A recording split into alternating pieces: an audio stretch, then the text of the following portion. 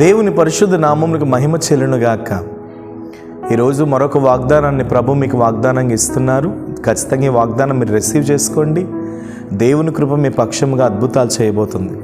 ఈరోజు దేవుడు మనకి ఇస్తున్న వాగ్దానం ద్వితీయోపదేశకాండం 3వ అధ్యాయము 22వ వాక్యాన్ని ప్రభు మనకు వాగ్దానంగా ఇస్తున్నారు.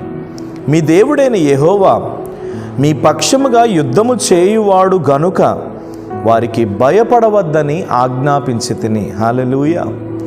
మీ దేవుడైన యెహోవా మీ పక్షముగా యుద్ధము చేయువాడు గనుక భయపడొద్దు. నువ్వే విషయాన్ని బట్టి భయపడుతున్నావు? ఒకవేళ నువ్వే సమస్యను బట్టి భయపడుతున్నావు, నీ భయం ఏంటి? ప్రభు ఈరోజు అడుగుతున్నాడు, నీ భయం ఏంటి? మన దేవుడు మనకి ధైర్యం ఇస్తాడు, సైతాను మనకి భయమును పుట్టిస్తాడు. భయం అనేది అది సైతాను యొక్క క్రియ, అది వాడు పెట్టేది. కాబట్టి మనం భయపడొద్దు. మనం ఎందుకు భయపడాలా? మనం ఎందుకు దిగులు పడాలి? దేనిని బట్టి మనం భయపడాలి? ఆలోచించండి. ఎందుకు నువ్వు భయపడతావు? ఏ విషయాన్ని బట్టి నువ్వు భయపడొద్దు. ఎందుకంటే నీ పక్షముగా యుద్ధము చేయువాడు ఉన్నాడు. హల్లెలూయా. నీ పక్షముగా యుద్ధము చేసే దేవుడు ఉన్నాడు. నువ్వు ఏ సమస్యను బట్టి నలిగిపోతున్నా యుద్ధము మాత్రం దేవుడు నీ పక్షంగా చేస్తాడు. ఒక మాట నేను మీతో ఈరోజు చెప్తాను. శత్రువులు పరిగెత్తుకొని వస్తున్నప్పుడు ఇశ్రాయేలీల్లో శక్తి లేదు, బలము లేదు. ఇశ్రాయేలీలు జయించేంత బలవంతులు కాదు. ఆ సమయంలో శత్రువులు పరిగెత్తుకొని వస్తున్నప్పుడు దేవుడు వారి మధ్యలోనికి దిగి వచ్చారు. దేవుడు వారి మధ్యలోనికి దిగి వచ్చి యుద్ధం ఎలా జరిగిందంటే, ఇశ్రాయేలీలకి శత్రువులకి మధ్య యుద్ధం జరుగుతున్న తరుణంలో దేవుడు అక్కడ గలిబిలి పరచగానే, ఒక గలిబిలి అనేది పుట్టించగానే శత్రువులు వారికి వారే పొడుచుకొని చచ్చిపోతా ఉన్నారు. నిజమే. దేవుడు అంటూ నీ పక్షముగా యుద్ధము చేస్తే ఏ మనిషి యొక్క తోడు నీకు అవసరం లేదు. ఈరోజు చాలాసార్లు నువ్వు అంటూ ఉంటావు, నాకెవరు తోడు లేదండి, నాకెవరు బలము లేదండి, నాకెవరు ధైర్యం లేదండి. నీకెవరు తోడు ఎందుకు? నీకెవరు బలం ఎందుకు? ఎవరో నీకు తోడుంటారని నువ్వు ప్రభువుని నమ్ముకోలేదు కదా.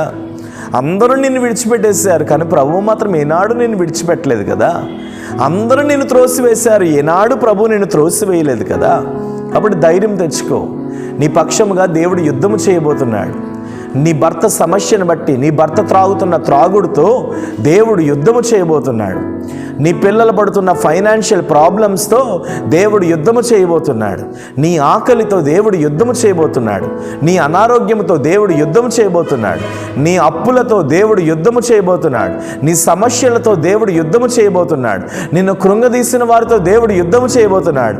అపవాది అయిన శత్రువుతో నీ పక్షముగా నిలబడి యుద్ధము చేయబోతున్నాడు. కాబట్టి నువ్వే విషయాన్ని బట్టి కృంగిపోవద్దు, నువ్వే విషయాన్ని బట్టి నలగొద్దు, నువ్వే విషయాన్ని బట్టి దిగులు పడొద్దు.